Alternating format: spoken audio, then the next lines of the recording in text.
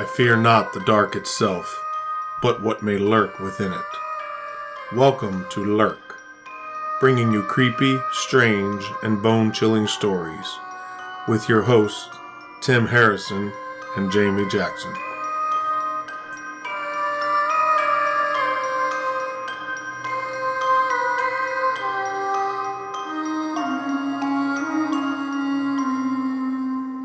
Hey Lurkers, it's Jamie. And Tim. So Jamie, we are continuing Skinwalker, am I correct? Yes. So this is part 2. This is part 2 of Skinwalker. And just so everybody knows, we are recording at Tim's house, trying to catch up on stuff. And that means we have a baby and some dogs and a toddler who's asleep at the moment. Hopefully. Hopefully. So if you hear some strange little noises, that's probably what it is, because I can't edit everything. Can't blank out everything? No, I can't. Especially if it happens while we're talking. I know. She was sleeping. She was sleeping until we had to start. That's always the way it is. Oh, yeah. So, that's what happens. It's part of life. Kinsley's making her debut. Stealing the show. So, I think, what would this be? Episode 10, I think. Is it 10? Ed Gein would be 8. Skinwalker Part 1 is 9. So, this would be episode 10. Episode 10 it is. Okay, so I guess we should recap first. We should recap first. So, where did we leave off? We left off, the Shermans had been experiencing things moving in their house. So, poltergeist activity. The poltergeist type activity, and their son had moved the cordwood and the poles for the fencing, and when somebody checked, they had been moved back to where they had been before. So, oh yeah, and this is where the pole digger, what is that called? The auger. Yep. The post hole digger is what they refer to it as. It had disappeared. It was 70 pounds, and they found it 20 feet up in a tree. So we're right before the cows, correct? We're right before the cows. The cows have not been brought to the ranch yet, because that's when all hell breaks loose. Yeah. Is when the cattle starts coming. It gets real. Yep, so we went over the history of the area. We went over the history of the UFO sightings and the beginnings of the weirdness on Skinwalker, which was at that point the Sherman Ranch. And most of my research was reading the book Hunt for the Skinwalker. That was a challenge for you too, wasn't it? You had like 3 days to read it. I had 3 days to read it. I was speed reading. George Knapp and I don't remember the other guy's name. Cole McKellum or something like that. I don't know. Anyway, it'll be in the show notes. You can look it up there. I don't have it with me. I took it out of my bag, and my mom wants to read it. Really? Yeah. She asked me for it. Wow. Yeah. It's not a shocker. But it's a shocker. Is it really? Yeah. No offense, Mom. Is she one of those people that like read one of the romantic novels I'm talking about? Like, yeah, she and I read a lot of the same stuff. So y'all read the books with like the half-naked men on the front? Oh, no, those aren't really... Kinsley reads them. She better not be reading them. Remember, sweatshirts, hoodies, and beanies. Yeah? Ain't that right? That's right. That was a yes. She reads like the good books that have like a plot and character development. Oh, so she doesn't read the weird, like, crazy not sex books? Not the Harlequin. Yeah, they're not very... There's not much substance to those. Nope, there's not. Just a lot of just wanking and banging. Yeah. Jesus. Oh, so God. Happy my toddler's asleep. Yes, that's good. That's a good thing. Because he'll be copying everything I'm saying.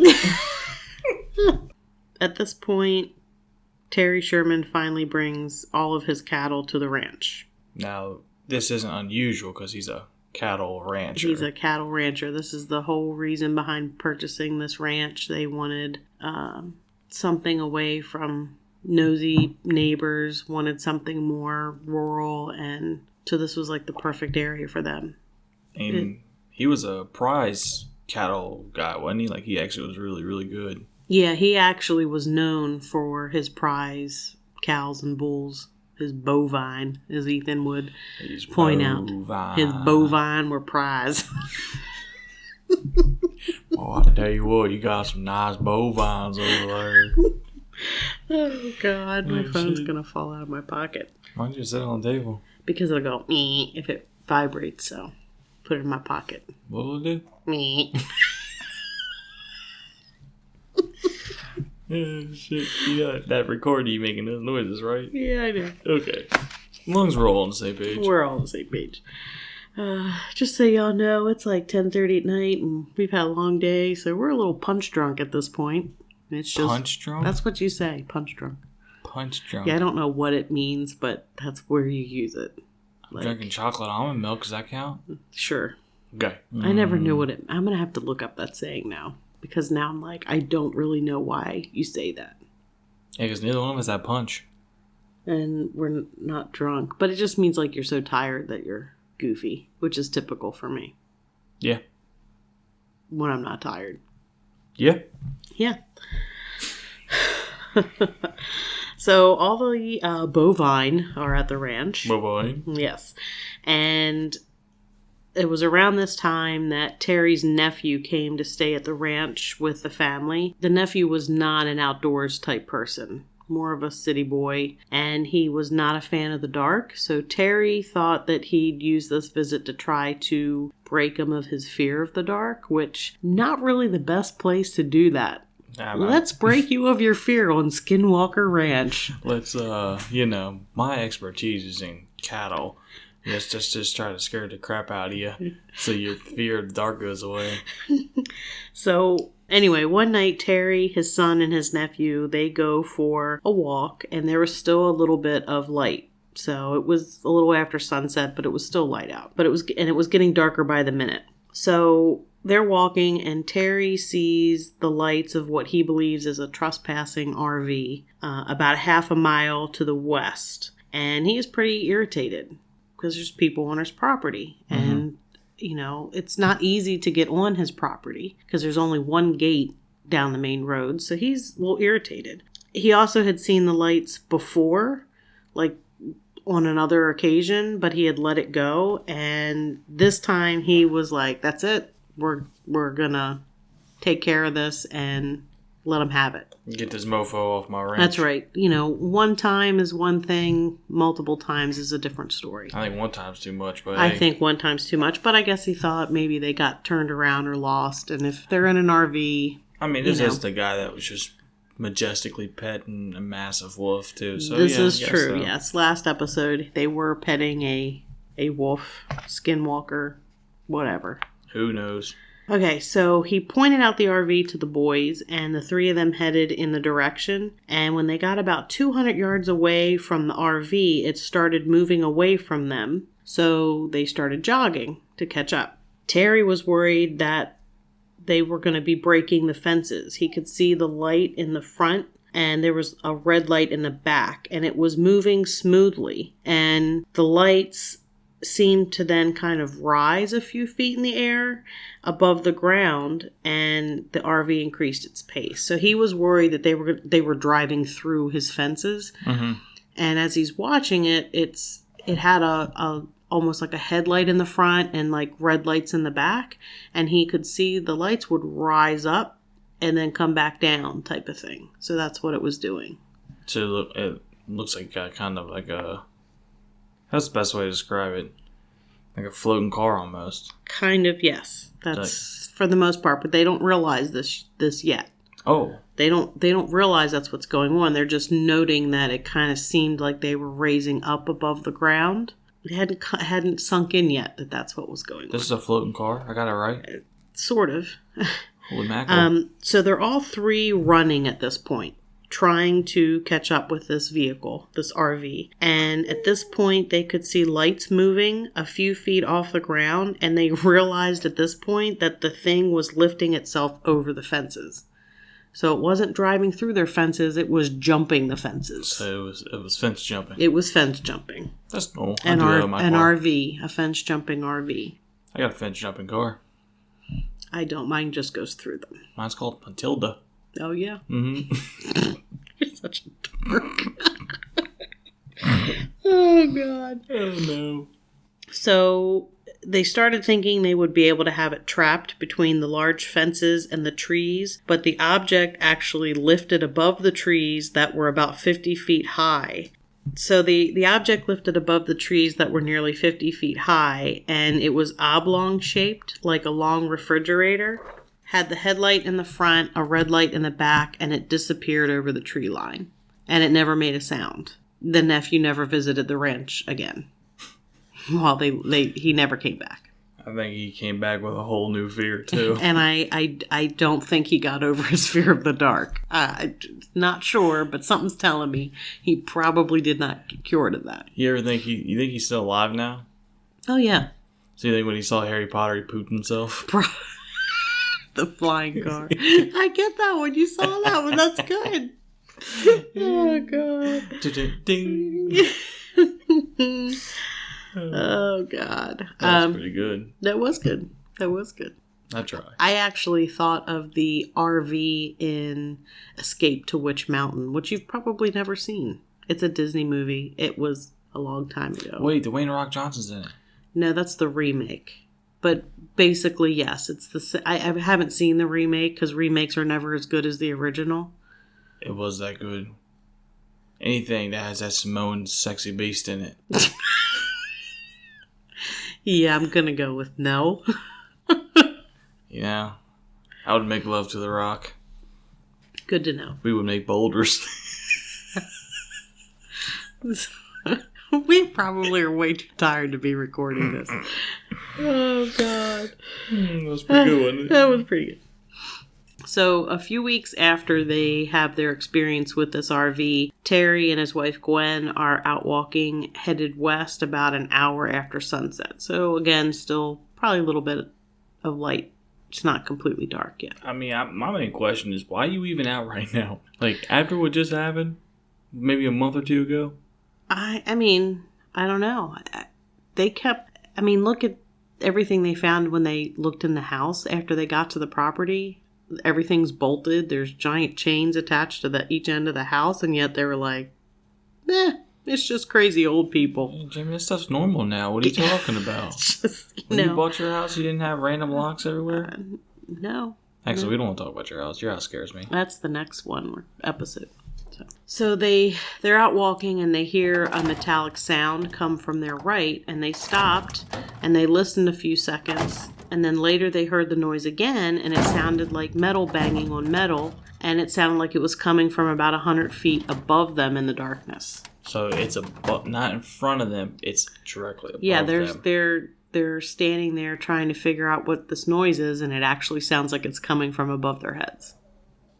Yeah, not today, Satan. Yeah.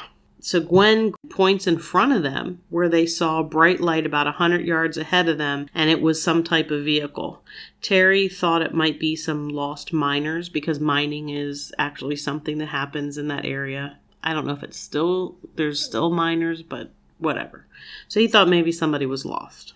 And as they approached the object, it lifted off the ground. It's the same object that Terry had seen with his son and nephew. They walk in the direction of the bright white light, and they could just make out a refrigerator-shaped object behind the light and the red glow of the lights behind the thing. So, don't they tell you to go away from the light?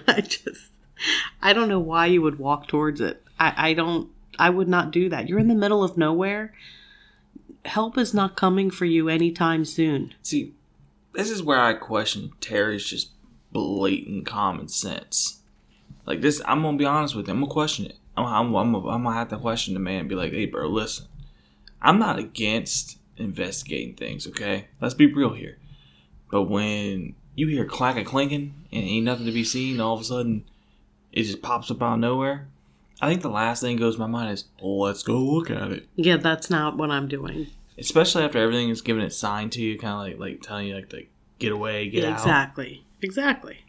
So they're going towards it, and as they get close to it, it again lifts off the ground, glides smoothly, and glides away completely in silence. So the second time this happened. Yep. Each time Terry and his wife tried to get closer to the object, it repeated the move. It was clear that it was watching and reacting to them. So it would move further away, and then they would keep trying to get closer to it, and it knew they were coming closer, and it would again move further away. So whatever it was or whatever was in it, controlling it, saw them, knew that they were trying to get close. So there's some intelligent operating it. Yeah. Then in the distance behind them, they heard the metallic noise again. They turned away from the object to try and figure out where the sound was coming from. And when they turned back to the object was actually gone. So they inspected the ground where the object had been, and they found no tracks of any kind. So it's just chilling there. Yeah, made no tracks, gliding smoothly, and just vanished. Seems normal. Totally. For Skinwalker Ranch, it is. Sadly, it is. Mm-hmm. Sadly, it is. So, sometime later, after a snowstorm, Terry was out checking on the ranch, which is a common occurrence because he's trying to catch activity. So now he's looking. He's looking for weird things. I can understand that to an extent. You own this property now. You're stuck. You can't turn around and sell it.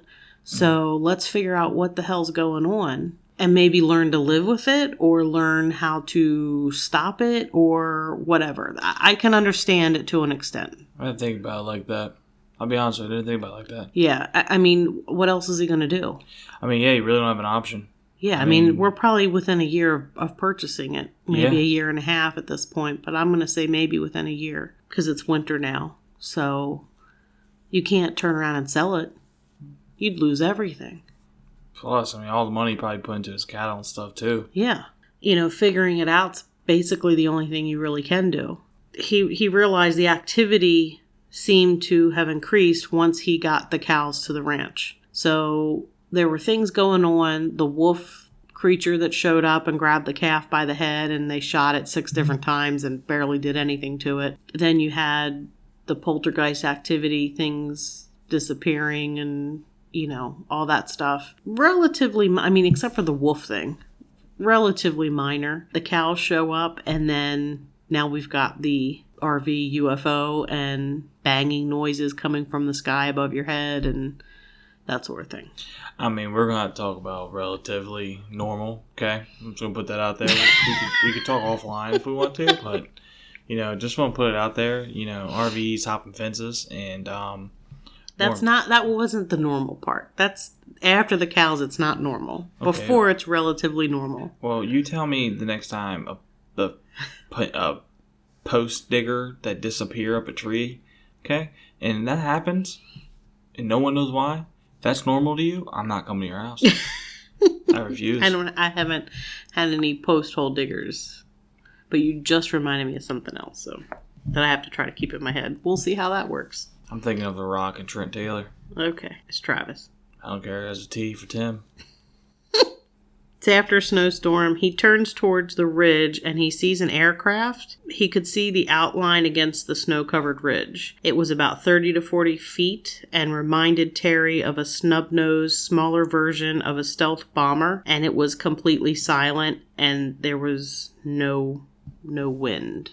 So it's a larger item. They're not seeing like a little speck. He's seeing, you said, 30, 40 feet? 30, 40 feet. It's like a school bus. Yeah. Mm-hmm. That's massive. Yeah, the aircraft was only about 20 feet off the ground, and it moved silently towards him, revealing a recurring pattern of tiny colored lights reflecting on the snow, obviously coming from the craft, and it moved in complete silence. There was no noise at all. Terry actually crouched down and watched the aircraft, and he said it was a matte black and seemed to be searching for something. Terry stretched his legs and his joints cracked, and instantly the lights turned off, and the craft turned towards him, and it hovered silently less than 100 yards away and only 15 to 20 feet off the ground. So it actually heard his knees crack. Now, that's not unusual because, Tim, you hear my knees crack every time I work out. I wasn't going to say it. I was going to let it go. It's like a gunshot sometimes. Not really, but if it's quiet and it pops, it's pretty loud. I don't know. Your elbow gets out there sometimes, too. It's mostly my knee. Is that your knee? It's my knee most of the time. Yeah, I know. My ankles do it, too. But not my bad ass. It doesn't crack. You know, I think we've gone... Sometimes it whistles. Sorry. Oh, God. Anyway. You just say sometimes your ass whistles?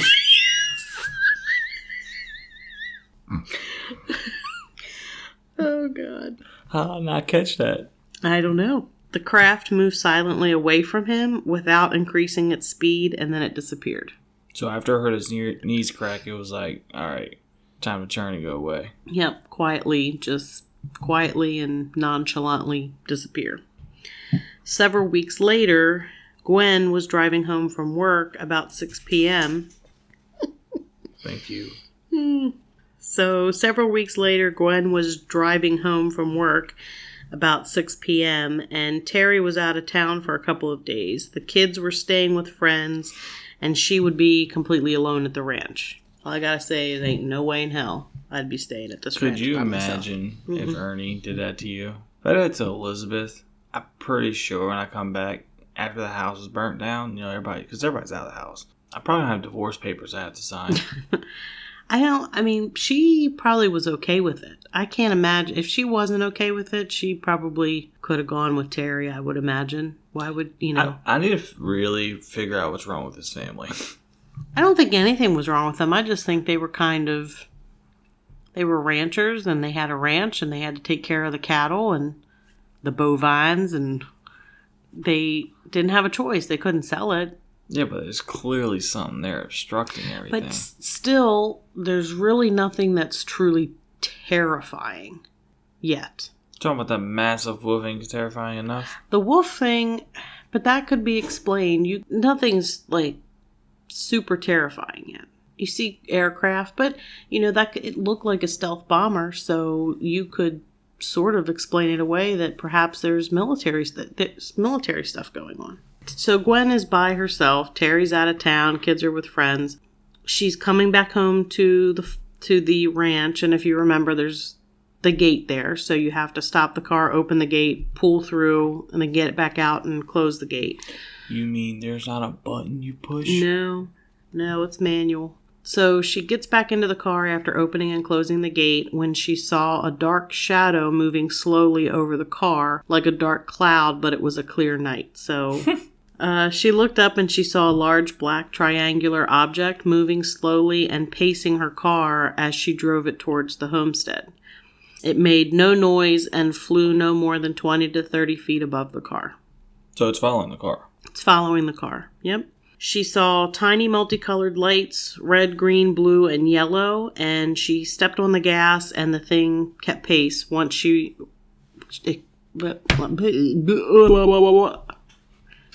Totally. I need to... if I put my glasses on, I can't read it.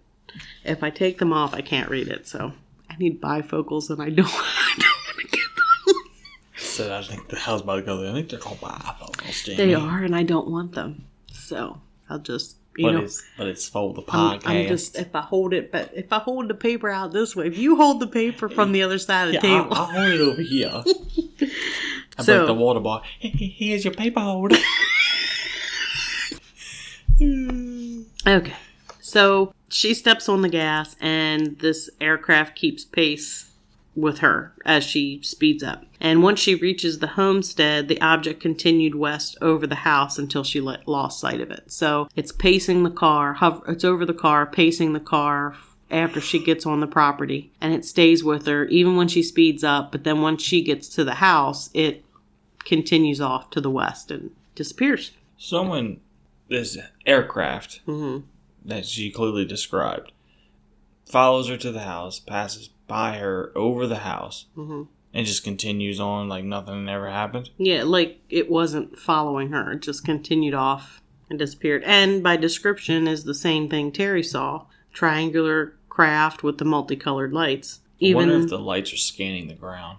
That's possible. Later, after she's talked to Terry on the phone, she's eating dinner and she's standing at the sink doing the dishes. She looks out the window and sees what looks like a large RV parked in the pasture about 200 yards from the house. The RV interior was brightly lit and she could see what looked like a desk inside. Then a black-colored figure came into view, sitting behind the desk, and appeared to be something in black uniform, including some type of headgear. As she watched, the figure suddenly stood up and went to what looked like a light-filled doorway. The figure looked huge, maybe 7 feet tall, dressed in all black clothing with something like a black visor over its face and knee-high boots. So... She saw a pretty good description. Yeah, it's not that far away. It's 200 yards from the house. Another, referring to it as an RV or refrigerator-shaped object, is another description that's been used. So she sees it, the interior lights are on, she sees a desk, there's a figure sitting at the desk, and then that figure gets up, and it's this 7-foot-tall person, humanoid, dressed all in black with a visor down over their face and knee-high boots. I picture, like, I'm going to say Chips. You've never seen Chips. I know you. Picture Robocop. Oh, I never watched Robocop, but I know what that is. So yeah. Yeah, same thing. Chips. Not as old as Chips. You ever watch Chips with... I've eaten it. I eaten some chips. No, like, it was called Chips. The California Highway Patrol. It was a show with Poncherella. Who? Poncherella. It was the one officer. My grandmother liked him. What year did that show come out again? A long time ago, Tim. Right. A long time ago. For those who don't know, I was born in 96. I was not. We'll just leave it at that. The figure seemed to be looking out the doorway, staring directly at her, and then she quickly closed the drapes and called Terry, who, based on the sound of his wife's voice, made the decision to drive home immediately. So he left whatever he was doing and came home. Sadly, I don't think that'll make any difference. Well, he was far enough away that he didn't get home until the next morning. So he and Gwen, when they got home, he and Gwen walked to where she had seen the RV, and both of them saw huge footprints in the soft mud. The size of the prints shocked them both, as they were about 18 inches long. It did not resemble a military boot, just a smooth surface and a rounded heel. So they actually saw footprints. An 18-inch boot. Well, 18-inch footprint, period. Which is all about an size 18 shoe. That is absolutely massive. Mm-hmm. I wonder what size shoes Shaquille O'Neal wears. I don't know. 7-foot tall creature. He's 7 feet tall. You're looking up what size shoes Shaquille O'Neal wears, aren't you? Don't judge me. Judge when I do weird things like this. Mm-hmm. So you look that up. But at this point, the kids are no longer allowed outside the house at night. They're not allowed to leave the house at night anymore. I mean, rightfully so. Yeah. All right, so... Ooh, well, we're gonna have to have a discussion here then, because it says Shaq's feet are nearly 15 inches long, which is a size 23 shoe. Shaquille O'Neal's 7 foot, 1 inch tall, 325 So pounds. if that's a size 23, 15 and 23 is what, 8 inches longer? Mm-hmm. So it would be a size 26. I'm looking that up. Which is twice the size of my son's feet. That's like a flipper. Literally. Seriously. That's a big honking foot. That's a big honking foot. It is a big foot. That's a honking foot. If you're a truck driver, you're honking. Mm-hmm. Mm-hmm. All through the town. If you're a truck driver with that size shoe, you're not driving a normal truck, because it would be bigger than the area your foot would be in to drive it. So the Shermans also saw orange objects that would appear in the western sky, and they saw them dozens of times, and they would appear in the sky and hover low over the cottonwood trees about a mile away. And Terry used binoculars or the night vision scope on his rifle to view them. So a lot of this stuff seems to come from the west. Yeah. Sometimes the object looked flattened and elongated, and sometimes it looked like a large orb bigger than a harvest moon and nearly perfectly round. It always appeared in the same place, and one night as Terry looked at the object, he saw what looked like a blue sky inside the object. It looked like the object was a window into somewhere else where it was still daylight. Interesting. So at this point, Terry starts thinking perhaps the things going on at his ranch might be caused by different dimensions or alternate realities. I mean, you're kind of forced to think that, don't you think? Yeah, well, you see a portal. Basically, he sees a portal open up into another world, basically, is a good way to describe it. I mean, yeah. That's what he saw. Yeah. Another time he looked at the object, he didn't see sky, but saw what looked like different layers. As he watched, he saw a black object that was silhouetted against the orange orb. The object grew bigger and was flying at a high rate of speed directly toward Terry. It came out of the center of the orb. It was triangular, and he could only make out the shape because of the speed. It moved quietly and then vanished. So he couldn't really tell any other details because it was going too fast. But just Mothman. Mothman wasn't triangular shaped. Terry said the orange object in the sky looked different depending on the viewer's point of view. The homestead on the ranch was the only location where the orange object was clearly visible from the road. And then from the roadway, it looked only like a faint orange cloud. Okay. So if you're at the homestead, you could see it clear, but if you were viewing it from the road, it just looked like an orange cloud. Nothing. It's weird. Yeah. I mean, it sounds like it's kind of like trying to camouflage itself. Kind of, yeah. In 1994 to 95, strange things began to happen with the cattle. One night there was a heavy snowstorm and one of Terry's prize cows was missing, and he was afraid that the cow was injured and would freeze to death because it actually gets pretty cold in Utah in the wintertime. So he set out on horseback to find the cow. After searching the entire ranch, he spotted fresh tracks in the snow, and he followed them and realized that based on the spacing of the tracks, the cow was actually running. And this was actually unusual behavior, especially in snow. The cow had been running fast, weaving in and out of brush, entering a clearing where there was no cover, and the cow's tracks just stopped. They never saw the cow again. That's normal. Totally. Vanishing cow. Mm-hmm. So over the next few months, 4 more cows went missing. They just completely disappeared. Say similar circumstances, just there and gone? It didn't really say specifically, but I imagine similar circumstances. In April of 1995, heavy rains moved in, and Terry and his son went out to check the cattle. The son was chasing down a calf when he passed a cow that was stuck in the canal, and it was not able to climb up the muddy walls, probably because as it tried to climb out, the cow's so heavy that it's just sliding in the mud. So he made a note to get the cow out once he caught the calf, because the cow would be okay. For any animal lovers, the cow would be okay where she was. She wasn't in any danger at that point in time. The calf, if a calf fell in the canal, it would probably drown because it's not very big. Just in case somebody's like, oh, he left the cow. Man, he's just coming back for it. He's coming back for it. They know how to... These are prize animals. They are worth a lot of money. They're not going to let something happen to them. I agree. So when he returned, he found the cow was motionless, and when he looked closer, the cow's entire rear end had been carved out with what looked like extremely sharp instruments. Terry rode up and jumped down to inspect the cow and found no blood. He said it looked like a 6-inch diameter, perfectly circular saw with a sucking device attached, jammed into the animal's rear end and sucked out the entire insides. That's foul. Mm-hmm. Yep. Wow. Terry's son swore the animal was fully alive no more than 20 minutes before. 20 minutes, basically completely dissect the cow from a 6-inch hole from the butthole? Yep. Whoa. Mm-hmm. Gwen, in the meantime, had begun to feel like she was constantly watched until she left the room, so whatever it was could take something and hide it often, and it often hid it actually in the microwave. So she felt like, while she's in the house, something is watching her, and then the minute she leaves the room, whatever's watching her takes something and hides it in the microwave. Why the microwave? I don't know. It's a good place to hide stuff.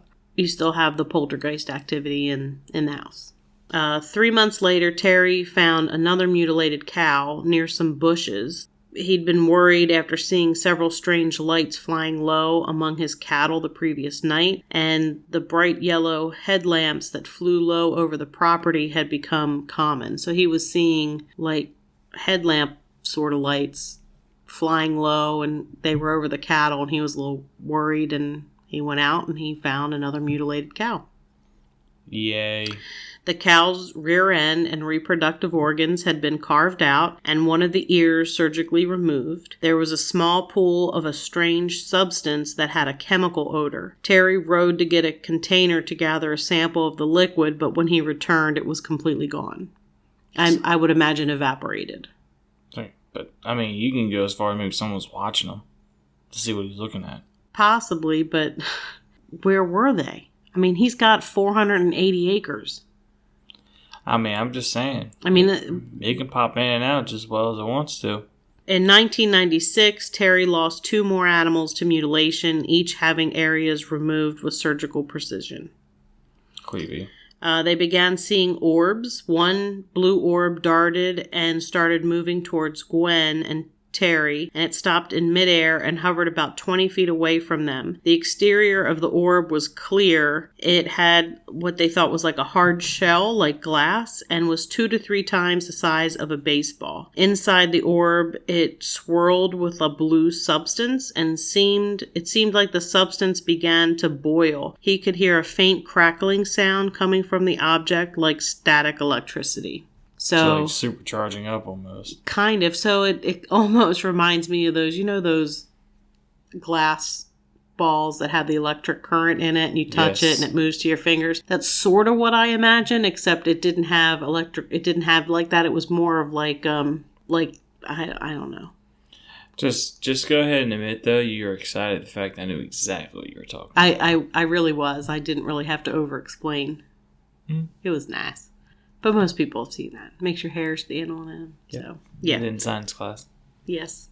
It's at the Science Center in Balmer. I just did it back in my elementary school or middle school. No, I remember the big one at the Science Center in Balmer. Where? Balmer.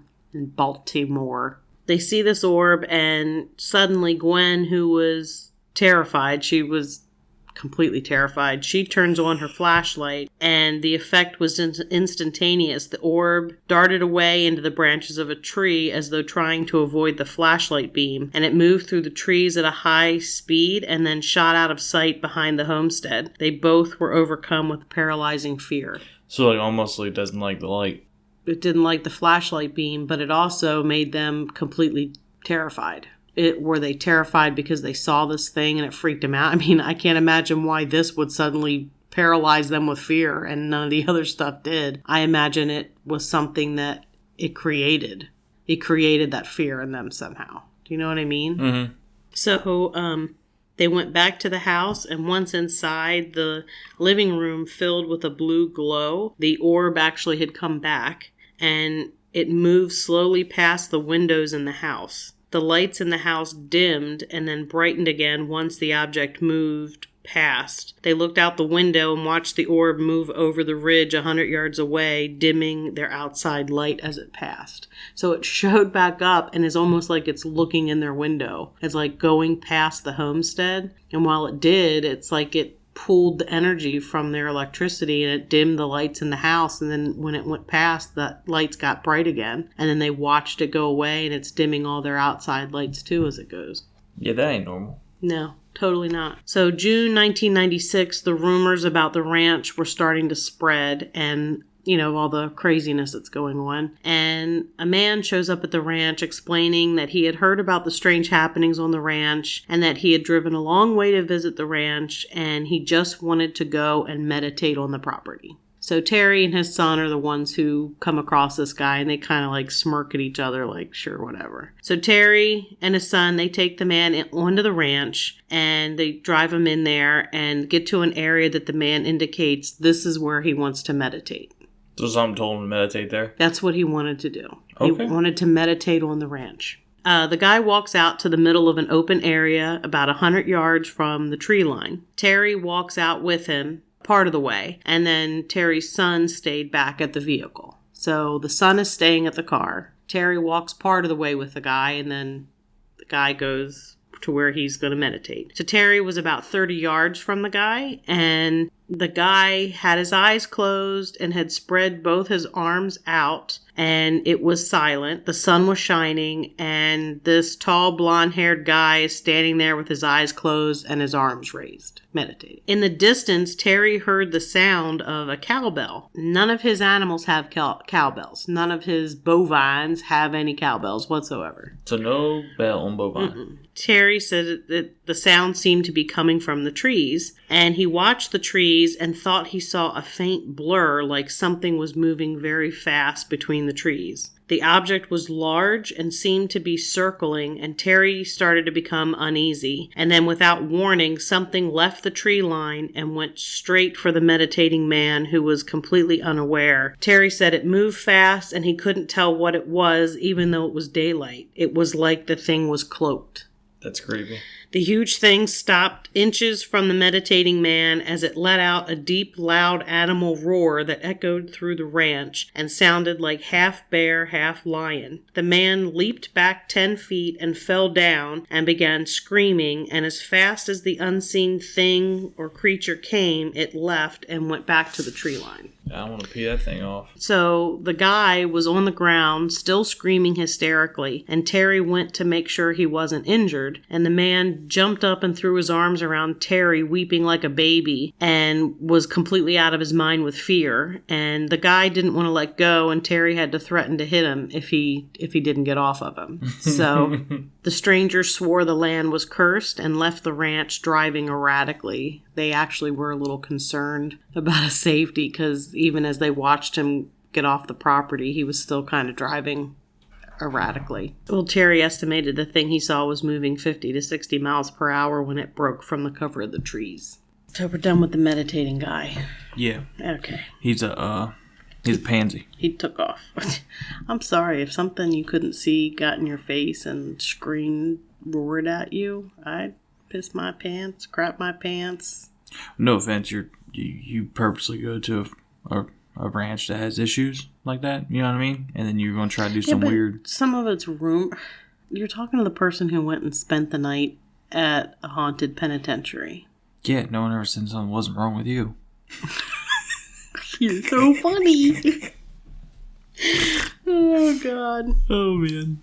So, seeing the large orange orb, or whatever it was, became commonplace, and it really wasn't very concerning. But one day Terry saw a small flash of blue light at the far end of the pasture, and his dogs also noticed it and began a low-pitched growl. So the large orange orb, or the portal, whatever, not that big of a deal. It was seen often, they didn't really care, but then this one night they see this blue light, and the dogs start growling. I hate this story. If this is the one I'm talking, okay. It probably is. Okay. Yeah. So he saw it again, and it was now only about 300 yards away and moving fast along the bottom of his pasture, north to south, less than 10 feet off the ground. And it did an abrupt turn and began flying straight towards where Terry was located. It was perfectly round and it was intense blue, and it was bigger than a baseball and moving with an intelligence. He had seen these before, and they typically meant trouble. They were not something that were considered good. Yeah, good or neutral or anything. The dogs were barking, carrying on, and the object changed direction again, moving north. Without really thinking, he set the dogs loose, and the 3 dogs took off at top speed after the orb. And at first, it didn't really seem to react to the dogs until they got closer. Then it moved, so it was just above the ground, and the dogs were leaping at the object, snapping and snarling. And each time the dogs leaped, the orb moved out of the way. And it seemed like it was deliberately teasing the dogs, getting the dogs to chase it. Okay. I'm just curious that you don't know what the thing is, and the first thing you do is cut your dogs loose. Well, it said he didn't really think about it. I don't think he did a lot of thinking, my personal opinion. I mean, it's easy to look back on with hindsight now, knowing what we know with this story, but this is when this story was kind of going on. And, I mean, you had cattle mutilations, but that really wasn't they're crazy, but that's something that had started, I think, back in the 70s. I think is when cattle mutilations kind of started becoming associated with like UFO sightings and things. So it's something that people already heard of, and it's creepy for it to be on your land, but still you don't think that some orb is what's doing it. You know what I mean? You're not really probably equating orbs to, you're thinking more some creature or person or whatever. I don't know. I'm just giving him the benefit of the doubt. You've been doing that a lot. No, I don't think he was doing anything to be deliberately dumb or anything. It was all new. I mean, it was completely new to them. It's not like the former owners clued them into the crazy crap that was going on.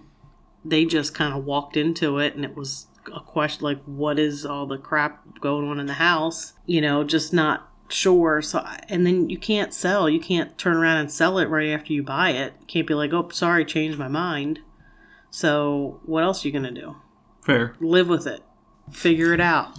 Figure it out. So I could see where he just lets the dogs loose and to chase it, to see what, like go get it type of thing. So the orb and the dogs moved to a thick grove of trees, and it seemed like the orb was luring the dogs there. And when they entered the trees, Terry heard the fearful yelps of the dogs in agony, and then silence, and nothing moved, and the dogs didn't return. Yeah, not today, Satan. It was evening or night, and Terry didn't dare look for the dogs until the morning. And when he went out to look for them, he smelled burned flesh and saw 3 large circles of brown, dried-out grass, and in the center of each was a blackened, greasy mess, which was what was left of the dogs. Yeah. That's foul. Very foul. Yep, and this is the point where Terry agreed that it was time to sell the ranch. So it's 2 years after they've purchased it, and he's now agreeing with his wife and kids. It's time to go. This is where Robert Bigelow enters the equation. Old Bigelow. So he's the billionaire owner of Budget Suites of America, and that's a hotel chain. And he's the founder of Bigelow Aerospace, and he used his wealth to provide support for investigations into UFOs and the continuation of consciousness after death. He founded NIDS, which is the National Institute of Discovery Science, in 1995, and he purchased the ranch from the Shermans in 1996. Bigelow was said to have had a fascination with UFOs since the age of 3, and that was when his mom told him a story about a close encounter his grandparents had. And then in a 60 Minutes interview that he did, he said aliens are already here right under our noses. And he also had his own experiences too, I believe. Bigelow's also, he urged his friend Senator Harry Reid to start looking into the UFO and UAP. UAPs are unidentified aerial phenomena. That's what the military calls UFOs because they want to be different, I guess. I don't know. Well, you don't want the military kind of going with the layman terms, you know what I mean? I don't know. Like, UFO isn't good enough. It's an unidentified flying object. No, it's an unidentified aerial phenomena. Just the same thing, but fancy. Yeah. It's the government. Yeah. Duh, $5 words turn to 21s. I was just going to say the same thing. Let's go. Oh, God. Anyway, they were looking into those accounts, and Reid initiated the Advanced Aerospace Threat Identification Program. No, so SpaceX. Yeah. So Bigelow buys the ranch from Terry and Gwen Sherman in 1996 in order to research scientifically what's going on. Bigelow a lot of times has gotten a bad rap with certain people, like he's crazy or out there or whatever, but I don't think that's really the case. I think he really just wants to come up with answers for strange things that are going on. I mean, he's a billionaire with an interest that millions of people have an interest in and just don't like talking about. I actually read something where it said that he knew he was not going to be able to be a scientist himself. So he was going to get into a line of work that would make him wealthy enough to fund people who study this stuff. And that's exactly what he did. He has a hotel chain and is a billionaire and uses his money to research all the stuff he has interest in. It's weird how people's brains are wired, you know what I mean? Mm-hmm. He knew he couldn't do it. There's scientists that, I mean, let's be honest, bust their butt that don't make a lot of money. Mm-hmm. And people are like, well, they're $100,000, but they gotta pay for school. Then you got some people who are just naturally they're entrepreneurs, and they make millions of dollars off of just random things. Yep. So Skinwalker Ranch has become the most studied paranormal hotspot in history, with a joint endeavor between private industry and the Department of Defense. It was studied the wide range of bizarre encounters, and one of the aims was to...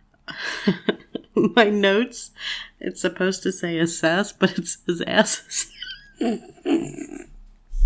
Just to put this out there, I definitely don't read Jamie's notes at all. I try to sit over here and read them before she gets going through so I can kind of like plot in my head what I want to say to her. And I definitely didn't see asses on her because I would have let you have it. Where is it? Right there, asses. It's asses. I forgot an S. It's also 11:47 p.m. So they were studying a wide range of bizarre encounters, and one of the aims was to assess if the phenomena indicated a national defense threat. So basically, they wanted to see if it indicated that there was a threat, and they already kind of basically felt that UFOs were considered a threat. I mean, I don't know how you can. I don't know how you don't consider them a threat. I know you don't know what they are, that's where the threat lies. I mean, what is it? Yeah, Bigfoot and all that, like even other creatures in the water. Like for us to even know what it is, we have to kill it first. Mm-hmm. So Terry isn't done with the ranch. Terry takes a job as the ranch manager a couple weeks after ownership is transferred from him to Robert Bigelow. And he was in charge of taking care of the livestock that was brought onto the ranch as bait, which I don't agree with at all. He mended fences, supervised irrigation, and sometimes joined the scientific team on overnight watches. No offense. Sounds like he just did a lot of the bee work. Yeah, but I guess hey, look, he's got to have a job. Hey, it pays he's the bills. Not ranching at this point. Yeah, it pays the bills. Why not? And he probably made pretty decent money, I would think. Yeah, I would think that they probably paid him more for more information. I know he says this is what he did. I mean, I'm not saying he didn't do it, but you know for a fact they were like, "Hey, look, this happened. Is that normal?" Oh, he shared with them what had gone on. I know he was involved in telling them specifics and in reading the book, and I don't remember if I have it in here or not, but there's discussion about they were trying to get information on this one thing, and I may say this more than once because it may be further in the notes, but he actually was telling them, no, I was stealthy in watching these. I hid and watched them, and they were kind of like in your face watching them, and it never seemed to pan out. And he was just like, that's because you're not doing it this way. So he did share with them what he did and everything. So, you know, he got paid pretty good for that. Most definitely. Yeah. I mean, it's Bigelow. Come on now. Yeah. So NIDS, which is what I'm calling it, I'm not spelling that out, began interviewing locals in the area. They interviewed people at the ranches that bordered the Skinwalker Ranch, and they also had their share of strange activity, which included cattle mutilations, seeing multiple colored balls of light, and a large triangular object. At this point, we just had Terry and his family's account of the things going on, but now they've interviewed other people in the area, and it's being backed up by the others in the area. So it sounds like it's a little bit more than just Skinwalker Ranch. Yeah. One neighboring rancher told of how he found one of his cows down with 2 broken legs, and knowing she would need to be put down, he went to retrieve his gun, but when he returned, the cow had vanished. That's weird. Which, it didn't go anywhere with 2 broken legs. I mean, yeah. I mean, a cow can weigh up to 2,000 pounds. Mm-hmm. The same family also told of what they said were Mexican hat-shaped UFOs that flew and hovered over the ridge 100 yards from their home. The wife told of a time when she was returning from town and saw a silver aircraft flying towards the ridge, and she was certain there would be an explosion when it hit, but it flew into the ridge smoothly as if the ridge wasn't even there. So, like, disappeared into it? Yeah, kind of reminds me of the hangar door on Mount Adams in the UFO Ranch episode. Go check it out if you haven't already. Cattle mutilations continued on the ranch. March of 1997, Terry let the NIDS team know that one of the calves had been dismembered in broad daylight. The NIDS team arrived to find it looked like the calf had been ripped apart by great force. It was an 84-pound calf with about 40 pounds missing, including the blood. There was a complete lack of blood, and the veterinarian said the ear was taken off with a scalpel or sharp knife with precision. Because they would have veterinarians do necropsies on the animal, scientifically at this point. Creepy. I just want to bring out the fact that to show how wealthy Bigelow is. Mm-hmm. Bigelow. I'm pretty sure I'm going to say his name wrong the entire time, so I'm not even going to try. The fact that you can, A, purchase a ranch strictly for research purposes, then B, I don't know if he bought Terry's cattle, which I don't think he didn't. I don't think he did. So he bought other cattle and fully stocked the ranch with other cattle. No, I think Terry brought his cattle back to the ranch. I don't think they had a fully stocked ranch. I just think they had some cows as bait, because that seems to get things going when the animals are on the ranch. I was always kind of curious then, because, if you have cows are not cheap. So one night, Terry went out to check the cattle with one of the NIDS scientists. They were driving his beat-up farm truck. When he turned the headlights on, he picked up a large black shadow standing in the tree line, and it looked like a cow. And Terry figured the cow was in trouble, so he headed for it. The headlights then picked up 2 large yellow orbs staring from the large tree. He guns the engine, and he could clearly see the yellow was eye shine from a huge animal perched about 20 feet off the ground. So when we say orbs, we're not talking like the flying orbs that he's seeing. We're talking animal eye shine. Yeah, so reflecting back at him. Yes. 50 yards away from the creature, Terry stopped the truck and grabbed his rifle. Terry shot and hit the animal. He saw it fall to the ground, and then he drove over to the tree where it fell, but there was no sign of the creature. Terry said he saw the creature 30 yards away and shot again, point blank, basically 30 yards away. They searched for the animal, but found nothing. No blood in the snow, nothing except one single oval-shaped track with 2 sharp claws protruding from the rear. It looked almost like a raptor print, but it was large and very heavy. Later, Terry said he saw 2 creatures, one on the ground, one in the tree, and the one on the ground was like a huge 400-pound dog-like creature. 400 pounds is freaking huge. Yeah. That's huge. Mastiffs can sometimes get to 200 pounds, but that would be like an overweight They're about 150. Most Great Danes are around 150. You're like a bear almost, like a black bear. I'm going to say, that's like bear size. I think black bear gets up to 500. Yeah. But black bears also, they're like kind of thick looking, you know what I mean? Yeah. So if it's a dog-like creature, dogs are 9 times out of 10. So Terry had 4 bulls that he had on the property of the ranch, and he and Gwen were out checking on the cattle when Gwen screamed and pointed to the paddock where the bulls were kept, and they were gone. So they began searching, because these are expensive prize animals, and they eventually made their way over to a small trailer at the west side of the corral. There was no entrance into the trailer other than a door that was tightly locked and hadn't been opened in years. And there inside the trailer were all 4 bulls standing silently in a daze. And Terry banged on the side of the trailer, which woke the animals up, and they went nuts and destroyed the inside. They completely trashed the trailer. They did get out. They trashed it, busted through the door, got out. When they inspected the trailer, there were cobwebs on the inside of the door that were undisturbed, and the metal bars of the enclosure closest to the trailer were highly magnetized. So it didn't look like anything had opened the door, and the bars near the trailer are magnetized, which they wouldn't normally be. Right.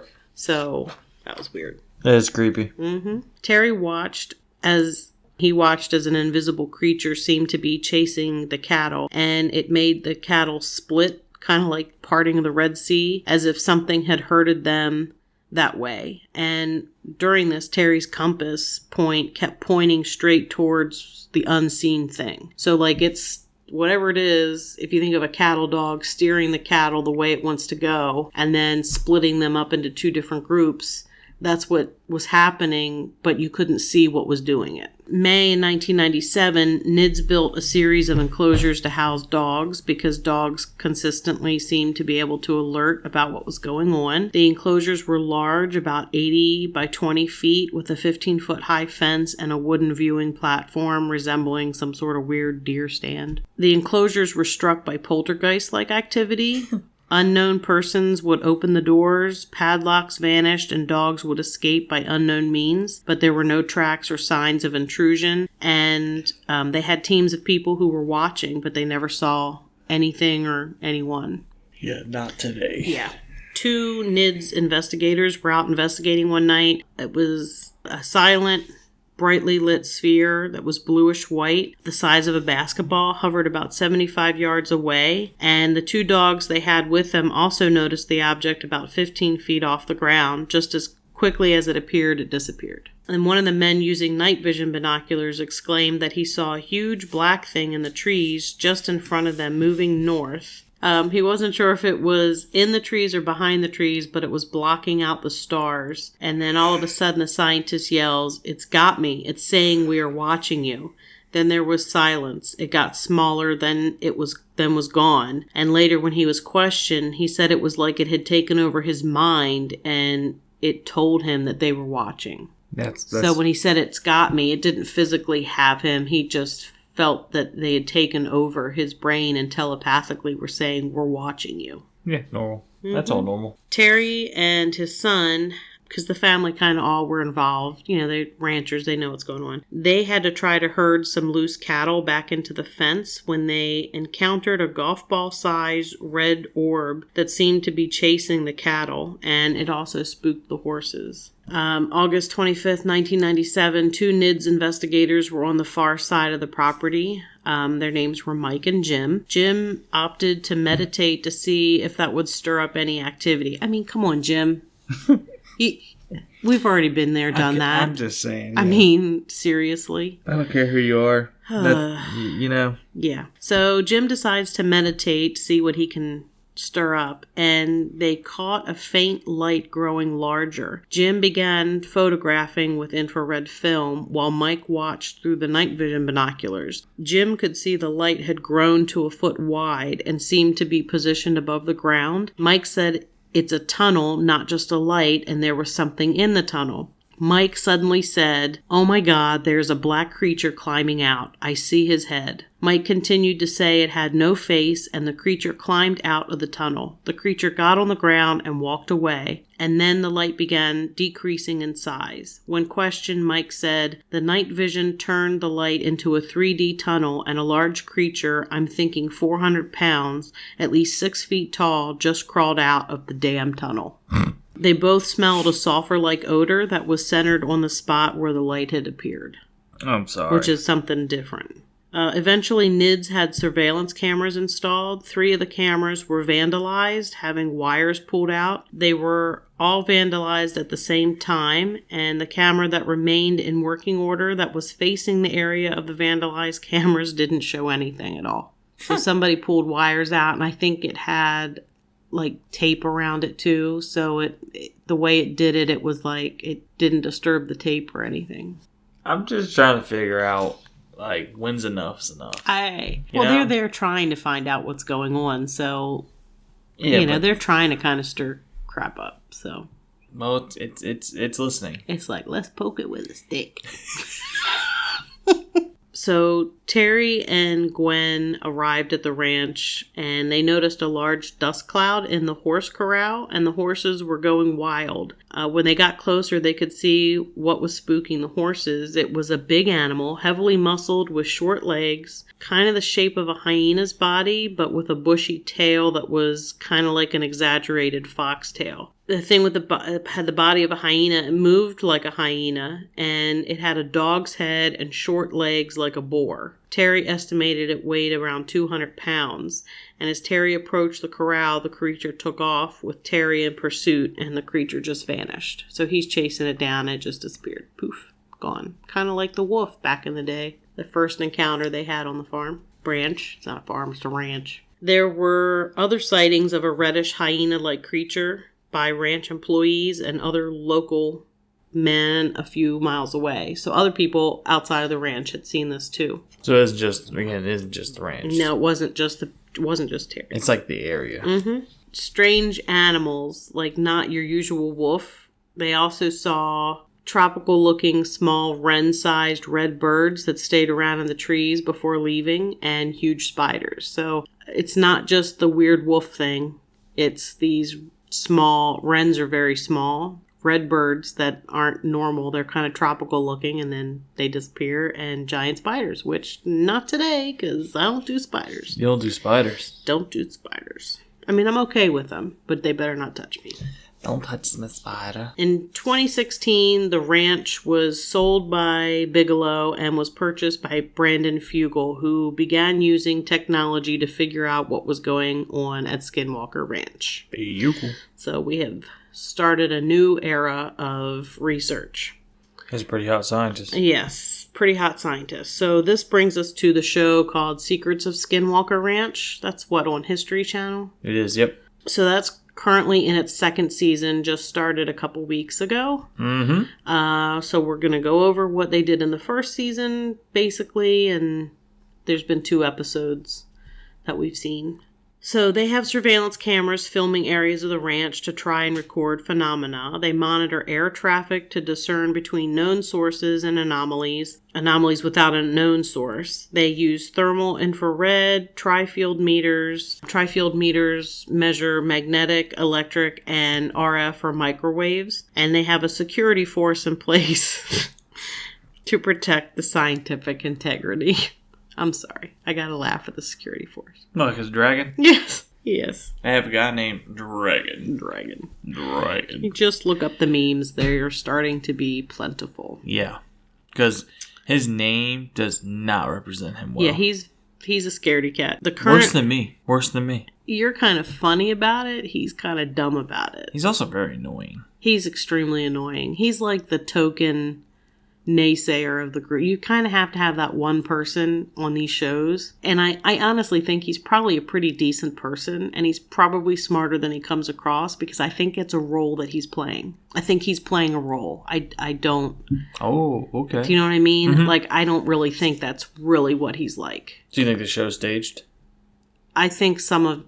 Yes. Okay. I think some... I don't trust any of these paranormal type shows to be 100% authentic. Not even with Dr. Travis. I trust him. I would trust more. him too. If you watch the interaction, anyway, we'll talk about that. We'll get okay.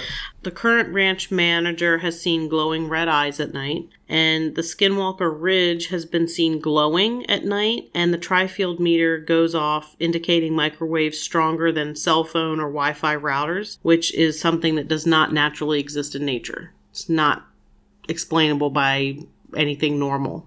Okay. Pillars of light are seen shooting out of the mesa. Travis Taylor is part of the research team. This is Dr. Travis that we talk about. Mr. Taylor. Yes, he has several degrees. He's an astrophysicist. I actually was looking into him a little bit today. He's written 14 fiction books. He's written umpteen scientific papers, a nonfiction book, he's written, what's the book called? I can't think of the... How to Cuddle with Tim? No, not How to Cuddle with Tim. That's a good looking fella. School books. What are they called? Not school books. How to Get Schooled by Tim. Yeah, okay. Anyway, he's written textbooks. That's what I'm thinking of. He's written textbooks. He has several degrees, like I said. He does have a doctorate in astrophysics. He's actually working on his second doctorate currently. He was born in 1968, so he's in his 50s. He don't look like it. He doesn't. I believe he's from Mobile, Alabama, if I'm correct. He is from Alabama. That's where he went to school. He kind of has his hand in everything. I mean, he just kind of seems... He's super intelligent. He's like common sense intelligent, though. You know what I mean? Like, he's common sense and book smart. I mean, he's just but like all around smart. You know, like how someone's so smart, you have a conversation with them, and you're just like, I can't stand talking to that person. He's not like that. He's down to earth. Yeah, he's very down to earth. He like dumbifies it down for you, but he talks so smart, and you're just like looking at him, you're like, if you weren't married. His brain turns me on. Well, in his face, because he's pretty hot. Oh, yeah. Anyway. Don't give me an ice cream cone, I'll tell you what, because I want Dr. Travis Taylor on it. You're so sick. One of the first things he mentioned about the ranch was that the area the ranch is located is only a few hundred miles away from the Nevada test site where above-ground nuclear testing occurred and radioactive particle fallout would have fallen in the area of the ranch in the 1950s. So they tested nuclear weapons in Nevada, but the way the air moves and everything, there would have been nuclear radioactive fallout in the area of the ranch, which is kind of interesting. Which would cause what? Radioactivity. Okay. I don't know. I have no idea. Could cause quite a few things. Readings of RF and microwaves were triangulated, and it was determined that the source was coming from a point approximately 5,700 feet above the ranch, which is about a mile. Yeah. So they were getting readings on their tri-field meters. They realized the readings are higher up in the air than down towards the ground, and they were able to... He's so smart doing all these mathematical things, and he triangulates it and determines 5,700 feet above the ground. But by the way, he's doing this all without a calculator. Yeah, like, it's literally no calculator. Like top in of his dome. It's in his head, unless he did it off camera. So he began trying to test the levels in the sky. They first launched rockets, and then while launching the rockets, the group witnessed a UFO, which was also actually caught on video. Yeah, so you can twice. You can actually see that on the show. Mm-hmm. Next, they used weather balloons that were set up by an expert in using the weather balloons. It was somebody he knew at the college. Yeah, all these people are believe it or not, I believe have some kind of contact with him. Like, they either worked with him in the past or they're affiliated with multiple people that he's just the weather balloon person and the girl who did the rockets, I think. What about the other scientists there at the ranch, I don't know that they did work with him before. Oh, no, I'm talking like the people they bring in. Like, oh, the ones that brought in, he's the one, I think, who has contact with correct. them. And he brings in some pretty smart people. Yeah, super smart. The successful launch ended up having high readings at the 5,000 foot mark, and then it stopped transmitting the data completely, which had never happened before in the use of this equipment. So they got the readings at the 5,000 foot mark, and then it completely was shut down. Which is not normal. And they never found the balloon. The balloon was gone. It's completely stopped transmitting. In the words of the baby Grinch, balloon go, bye-bye. Yeah. They used ground-penetrating radar to survey what might be in the ground because everybody's afraid to dig here. It's like a thing.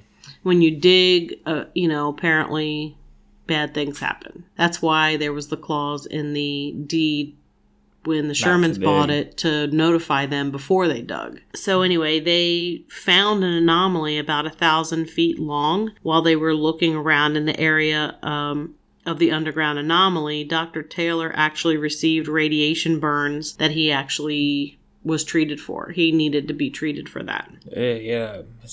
Chunk off his eye, like a chunk that was above his eye. Yeah. And then his finger. Yeah. A cow also died suddenly, and in the surveillance video, there is a UFO above the cow before it dies. There was also an attack on the alpacas. They actually brought in some alpacas because they were exotic animals, and they wanted to see if that changed things. The alpacas got attacked on the ranch by an unknown animal. The surveillance camera in the area of the corral malfunctioned. There was some very blurry video from a camera that was further away that showed the attack, but you couldn't really see much detail. You could tell there was an animal in the corral going after them.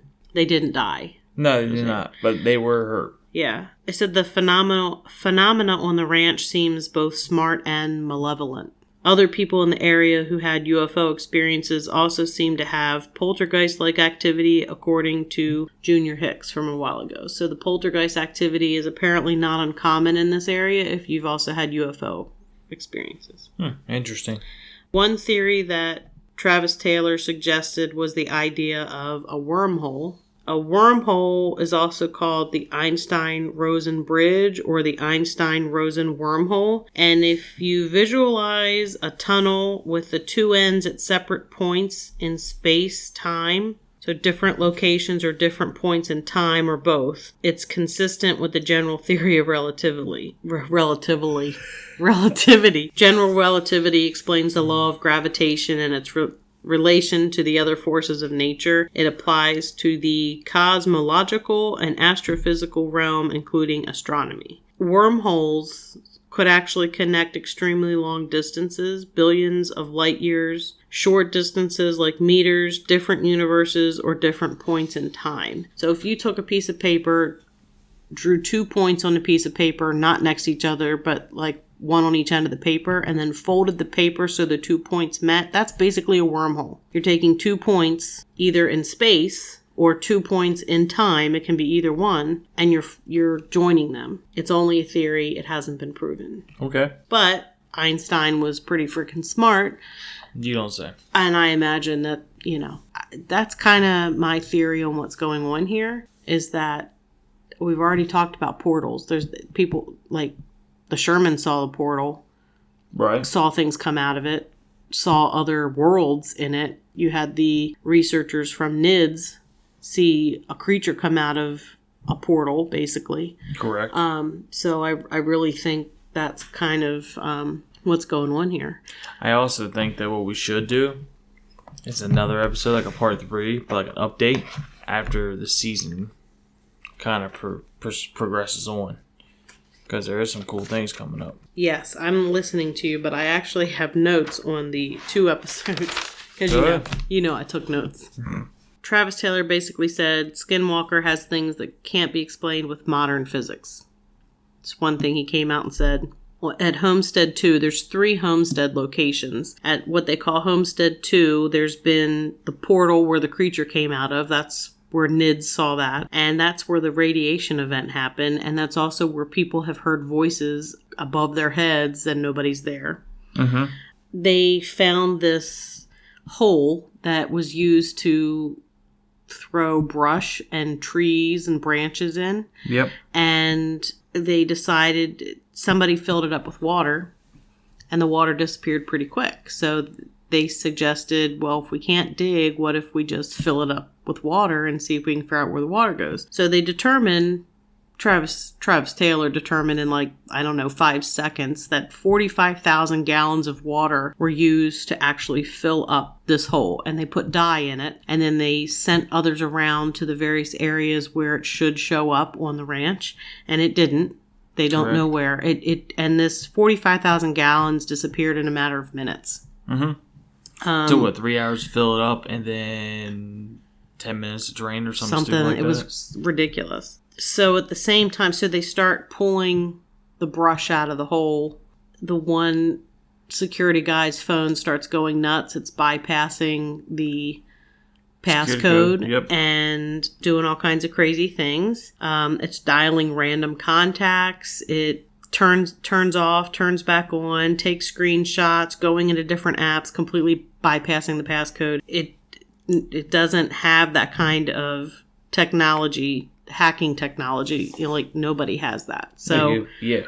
It also did it when the cow died in the season before. Mm-hmm.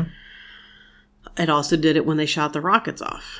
That it did. And every time something big happens, it seems like his phone goes nuts. Then that night, they're all outside and they see this yellowish orange object that vanished when they hit it with the light. And they said it was kind of rectangular. The brush didn't move. It didn't leave any marks in the soft ground. Cameras didn't pick it up. After they saw that, something flew across the sky, but it was a horizontal trajectory, so It was not a shooting star. It went straight, parallel with the horizon. And at the same time, they had a sense of fear and felt danger. So it made me think of the RV when they said the rectangular object. That's fair. But I don't think that's what it was. Ryan Skinner was an investigator in the area, and he said one time he saw a ball of light that came up towards him. He had a sense of fear when seeing it. He was so afraid he actually dropped his expensive camera and took off running and left the camera to get away. There are petroglyphs on the mesa, and they seem to show a star map. That's what Travis thought. It was a star map. They actually brought in an archaeologist to look at the petroglyphs. He was actually a petroglyph expert, and He actually said that the natives believed the area, it echoed, and when there was an area that echoed, it was an area of great magic, and that the curve seen in the petroglyph was a serpent or a snake, and that was a metaphor or a symbol for life and death. Basically, they were guardians of portals, and that the symbol of a portal window, a portal was a window into the supernatural, and that was part of the rock drawing, and it memorialized their belief in portals. So he's saying the Native Americans had these same beliefs, that there were portals, which, anyway. That just didn't make any sense. Nope. Anyway, so that's the basic gist of what's been going on. Look, I'm with Dr. Taylor on this. He's a smart guy, not only because he's good looking, but he's kind of rational. He said there's some stuff that we just don't know how to measure it or catch it yet. Yeah. So maybe this allows us to start thinking a different way, maybe. Maybe. But I think we should do an update episode after to get a few more. Maybe at the end of the series. Well, after the end of this season, we'll have to update on everything that went on. And like I said, I don't really put a whole lot of stock in these shows because they are actually listed as entertainment, even though it's kind of like a reality show, but they're also listed as entertainment. And this goes along with the ghost shows too. That allows them to edit it and do things that aren't reality. Do you know what I mean? So how authentic are these people? If you watch the show, and we've talked about it, Travis Taylor has these looks where he's kind of rolling his eyes slightly, getting frustrated with some of the drama that's trying to be stirred up. I think he's pretty smart. He's on a lot of paranormal shows. He must have a pretty big interest or belief in the paranormal. He's on The Unexplained with William Shatner, which I just started binging. So I think he does. But I think also his scientific background makes him more credible, wanting to come up with an answer. So anyway. Well, perfect, Jamie. Well, I think we can conclude this. I think so, because Tim's falling asleep. I am. Well, Jamie, tell everybody where they can find us at. You can find us on your favorite podcasting app. You can also find us at lurkpodcast.com, and you can also find links to our social media sites on there. Facebook, Twitter, and Instagram, and I suggest following one or all of those because that's where any photos associated with the episode will be posted. Any resources, links, anything would be in the show notes, as well as a link to merch. You can get yourself a really super great t-shirt logo t-shirt. Merch. So that's where they can find us. As always, leave a 5-star review too if you listen to us on Apple. That'd be great. Outstanding. Well, till next time. Keep lurking.